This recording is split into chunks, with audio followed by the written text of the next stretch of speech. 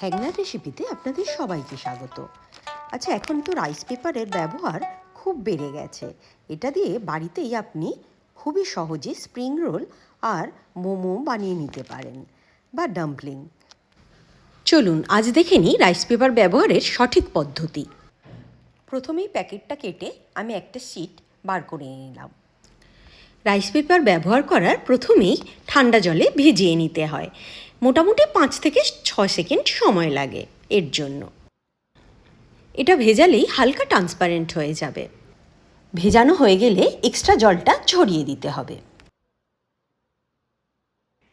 Rice পেপারটা ভেজালেই কিন্তু এটা খুব স্টিকি হয়ে যায়, মানে একটু চটচটে আর কি। তাই এটা ব্যবহার করার আগেই ভিজিয়ে সাথে সাথে ব্যবহার করতে হবে।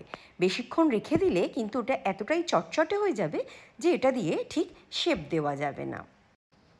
রাইস পেপারের একটা দিক হয় মসৃণ, আরেকটা দিক একটু খসখসে। যেটা মসৃণ দিক সেটা নিচে রাখবো, আর এই খসখসে দিকটার ওপরে আমরা যে কোনো পুর দেব, যেটা দিয়ে আমি বানাবো। রাইস পেপার ব্যবহার করা কিন্তু খুবই হেলদি।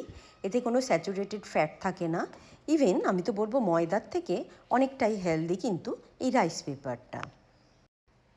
আর রাইস পেপার ব্যবহার করার আরেকটা সুবিধে হলো, এটার জন্য কোনো কিছু মাখা বেলার কোনো দরকারই নেই। আপনি ডিরেক্ট রাইস পেপার বার করে ভিজিয়ে এটা ব্যবহার করতে পারেন। রাইস পেপার সম্বন্ধে যে কোনো জিজ্ঞাসা থাকলে আপনি কমেন্ট বক্সে সেটা করতে পারেন। আমি তার যথাযথ উত্তর দেওয়ার চেষ্টা করব।